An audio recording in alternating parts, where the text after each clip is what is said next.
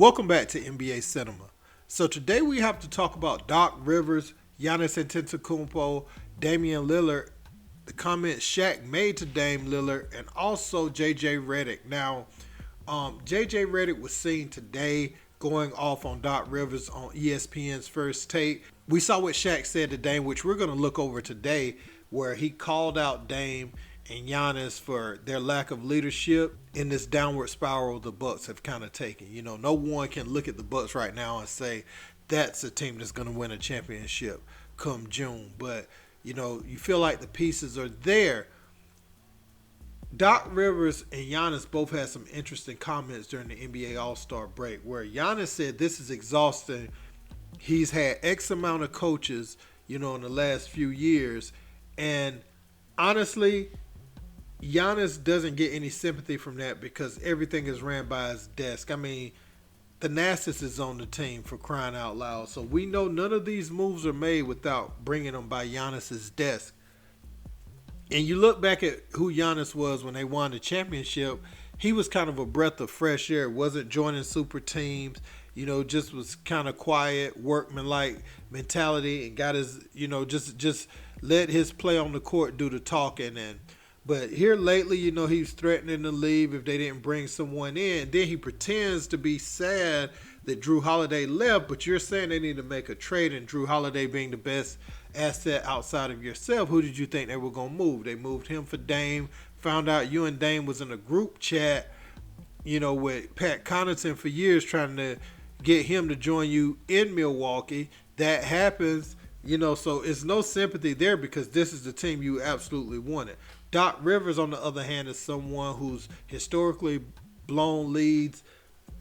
This guy won a championship with the Boston Celtics, but his playoff blunders, going up big in series and then losing them, that has become synonymous with his name. It's almost like his Boston championship, I don't want to say it's forgotten, but it's so much of a distant memory that he's not even viewed as a guy who can get back to that level as a coach, and is viewed as him having Paul Pierce, Ray Allen, Kevin Garnett, Rajon Rondo, and those guys just being good enough that anybody could have coached them to go out there and win. That's how it's kind of viewed now.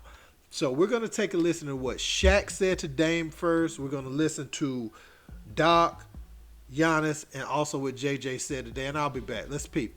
Dame, I don't have any questions. I'm going to give you some advice because I'm your big brother. Yep. I've been in the position you've been in before. Kenny's been in that position before. You and Giannis, you're being too nice. Yep. When it all is said and done, it don't work out, three people going to get blamed. Doc, you and Giannis. So you and Giannis got to make sure the troops get it done. There's no reason, but with Doc being there, y'all should be 3-7. That right there is unheard. So y'all, right. So when you get back, you're going to have to grab some people by the necks and say, hey, this is what I need you to do. So you're right. That's my advice to you, young brother. Got you. Obviously, it's hard. It's hard. This is my fourth. This is my fourth coach in the span of 6 months. From Coach Bud, Coach Griff, Coach Joe, then Doc. You know, different philosophy, different game plan. Yeah, it's hard. It's draining. Taking a job when you're about to go on the toughest road trip of the season is not the smartest decision. I even told them that. Can we wait till All-Star break? You know, it would have been a lot nicer. So that, in that way, it's been harder. I mean, the fact I've been in Milwaukee 4 days. You know, I've had the job for 3 weeks. So it's been difficult. It's been probably more difficult than I thought. Conference. Side note, real quick. No one's going to react to Doc's audio there. We've been 7 minutes since we showed that audio. Nobody's going to react to Doc's audio. Do you want me to get it repeated for you? We don't have to repeat it. I can repeat it. I've seen the trend now. I've seen the trend for years. What's the trend? The trend is always making excuses. Doc, we get it. Taking over a team in the middle of the season is hard. It's hard. We get it. Just like getting traded in the middle of the season is hard for a player. We get it. But it's always an excuse. It's always throwing your team under the bus. They lose to Memphis. Oh, it's his players' fault. Memphis was playing G League guys and two-way guys. And then you look at his quotes over the weekend. Now he wants to take credit for the James Harden trade to the Clippers working out. He wants credit for that. There's never accountability with that guy. Well, there's never accountability. Well, let me say a couple of things. So you have someone who played for the man saying that it's always excuses with this guy. you know, Doc Rivers is just not that guy as a coach. And if you wanted no expectations coming in, probably shouldn't take that Milwaukee Bucks job. You know, a 30-13 team where the coach was fired inexplicably at that point in the season.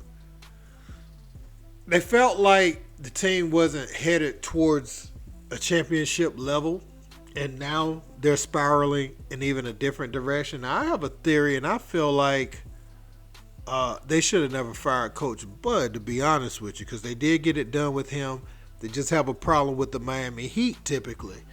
They're able to take Boston 7 games, but I think, man, to be honest with you, a lot of that sometimes be Giannis' style of play. You know, he gets the gaudy numbers and everything, but it's the way they make him play. You know, he Euro steps in about 3 or 4 charges, you know, in any given game. He Euro steps, throws live ball turnovers, you know, takes bad threes. And I feel like when teams coerce him into those shots, he's, you know, in playoff basketball, every possession is valuable. So he gets numbers, but they make them less ineffective. Those teams do a good job, especially Miami. They make his numbers just become stats more than impactful plays. You know, that, and they value possessions. So Giannis needs to get his butt on the block and score on the interior. Get you some post moves and score down low. Stop trying to shoot threes and make your free throws so you can get old-fashioned three-point plays. You know, you will never be a good three-point shooter. That's not in the cards for you. Stop shooting them. I don't know what other way to say that. You know, this ain't even being hard on him. He's one of the best players in the game. But I'm saying it from a standpoint, not condescending, but I'm saying it from a standpoint that you are a dominant force. And when you bail them out and you take that shot, you've played into their whole game plan. Make them defend you on the block. And so that's what I would have to say. You dribbling up the court, you don't have to do that. Give the ball to the guard, go down the court, and get set. You can even face up. I don't mean everything got to be back to the basket. You got a quick step. You got a nice little jumper in the paint sometimes. So just do that. Don't shoot no threes. You know, shoot one here or there, but they don't even have to go up every game. Also something Victor has to learn. You don't have to shoot a 3 every game. You know, so but anyway, so Giannis, I done got on him. Doc Rivers, we all knew this was coming, right? Did you expect anything different than Doc Rivers taking over a team and them looking like this initially, at least? They may even get a lead on the team this year, go up 3-1 in the series, and lose the series. I mean, that's just Doc Rivers' MO at this point. You know, if we keep seeing the same thing and expect a different result, what does that say about us, right? You know, Shaq said Dame and Giannis is too nice. I don't think it's that. I think maybe the pieces don't fit. Dame is trying to escape the allegations of being a high-volume guy on the team with no expectations, because sometimes you can take that player and say, man, if he has some help. But sometimes when they're taking 25, 30 shots a game, or do they have a game that changes, you know, as far as accepting help the correct way? Are they able to just, okay, if I need you to just go manage the game and control the tempo of the game and make timely baskets? But sometimes you might, can you be that point guard that's 5 for 10 some nights, got like 15 points, 12 assists, 1 turnover, 4 steals? You know, can you be that point guard sometimes and impact the game differently is what I'm saying, when you're on a team with other people that's capable.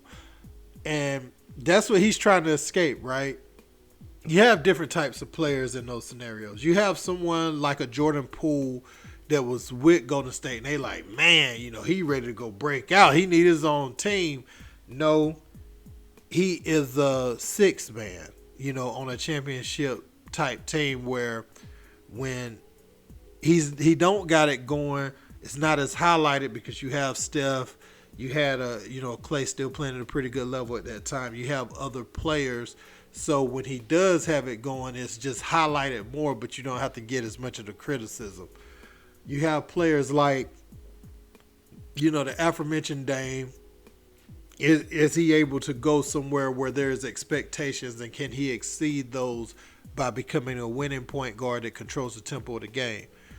The jury's still out on that, right? I remember how he used to play with LaMarcus Aldridge. I always go back to that. And he was that type of player in the beginning. So I'm just hoping to see him get back to something like that. And you have players like Jalen Brunson, who people understated. I've been saw through the 12, 13 points a game because I saw how he was doing it. And I saw him his whole life. And you just knew Jalen Brunson was going to win. He's the one that I knew that if he was given more opportunity, he was going to look this way. So he was suppressed by Luka's ball dominance. You got to be able to see this in players. And I'm not saying everybody. I know some people can see it that's in the comment section right now. I'm just saying I always perceived these three players this way. The jury's still kind of out on Dame, but it seems like, when you play in those markets and you can take as many shots as you want, you're scoring 60 points. That looks good and all that, but I kind of want my point guard when he's playing with a Giannis to be able to, and he can still average 20 a night, but I want it to look different in the tempo of the game being controlled. You making impact in other ways other than volume shooting. Can you be that as a point guard? That's always been my question for him. So we'll see, as the season goes on. But, as far as what J.J. Redick said, I mean, we got to roll with it, right? J.J. been in the locker room with him, and he said what he said, man. So let me know what you think in the comment section. Don't forget to like, share, and subscribe. Till next time. Peace.